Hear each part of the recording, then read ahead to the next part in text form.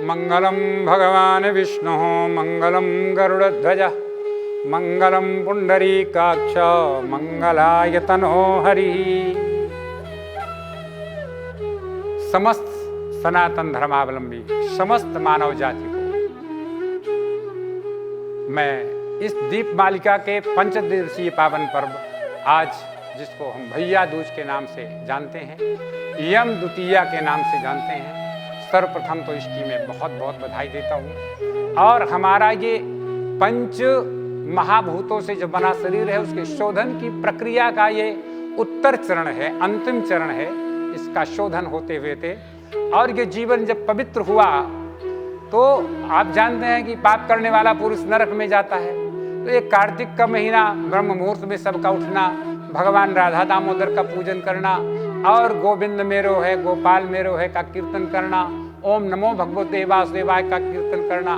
तो धर्मराज को थोड़ा मौका मिल गया। ये 15 दिन तो बीत गए कार्तिक के, तो यहाँ से जो लोग मरते थे पुण्यात्मा, वो सब सीधे स्वर्ग चले जाते थे। धर्मराज के यहाँ भीड़ भाड़ थोड़ा कम हुई। धर्मराज थोड़ा एकांत में बैठे और सोच रहे थे, अपनी बहन से बहुत दिनों से मिला नहीं। यमी, जिनको यमुना कहते हैं, यमराज और यमुना, ये दोनों भगवान सूर्य की पत्नी संज्ञा के पुत्र और पुत्री हैं। तो यमराज ने मन में निश्चय किया, आज मैं बहन के पास जाऊंगा। अपने दूतों को कहा, थोड़ा व्यवस्था बनाना, मैं थोड़ी देर के लिए कहीं जाऊंगा। कहाँ जाएंगे प्रभु? हम भी चलेंगे। यहाँ का चीत्कार सुनते सुनते हम परेशान हो गए। बोले, भाई अब मैं बहन के यहाँ जा रहा हूँ, अब मेरी बहन तपस्विनी है और तुम सब पहुँचोगे। बोले, नहीं महाराज, हम चलेंगे आपके साथ। सबने जिद किया और यमराज के साथ यमराज के सारे दूत यमुना मैया के पास आए। यमुना मैया ने देखा, बड़े खुश हो गई, दौड़ पड़ी, भैया से लिपट करके उनका अभिवादन किया। आज मैं धन्य हो गई भैया, आप तो भूल ही गए थे। बोली, बहन भूल नहीं गया था, लेकिन समय नहीं मिलता, क्या करूं। बड़ा प्रसन्न हुई यमुना, तिलक के बोले, भैया भोजन करना। अरे बोले, ये मेरे साथ बहुत फौज फाटक है, बहन कहाँ इनको तू भोजन कराएगी? उसने कहा, मैं सब व्यवस्था करूंगी, ये सब तुम्हारे अनुचर हैं, सब मेरे भाई हैं, सबको भोजन में मनाऊंगी। यमुना ने भोजन बनाया और सबको तिलक किया, यमराज के दूतों को। सबने भोजन पाया, बड़े खुश हुए। प्रभु आप अकेले आ रहे थे, बहन का हमने भी दर्शन कर लिया, उनके हाथ का इतना दिव्य भोजन पा लिया और इतना सुंदर माहौल, इतना सुंदर वातावरण। वहाँ तो नरक में पड़े पड़े लोगों की पुकार सुनते सुनते, रुदन सुनते सुनते हमारा दिमाग कुंद हो गया। महाराज आज बड़ा आनंद आया।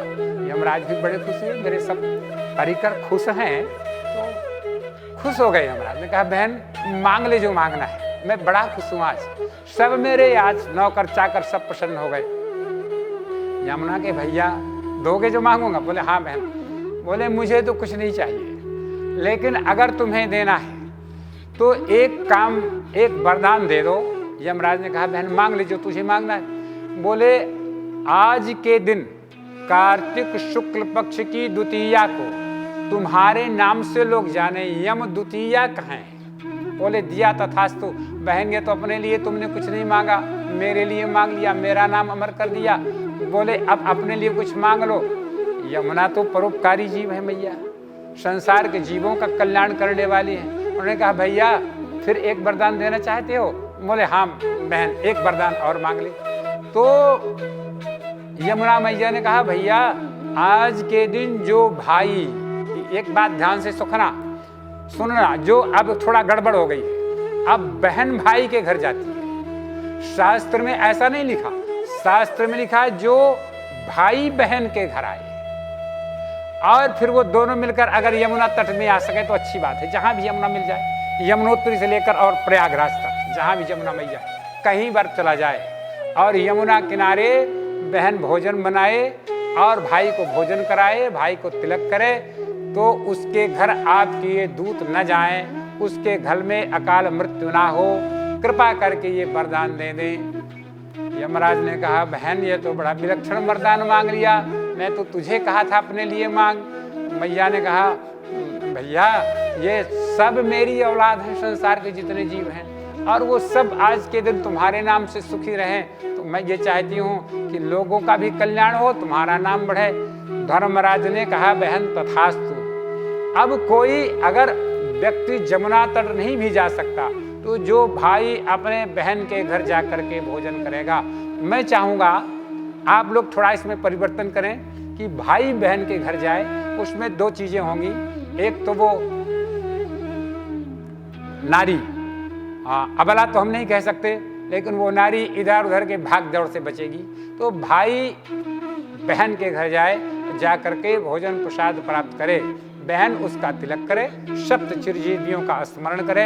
अश्वत्थामा बलिर्व्यासो हनुमानश्च विभीषणः कृपाचार्य परशुरामा सप्तैते चिरंजीविना।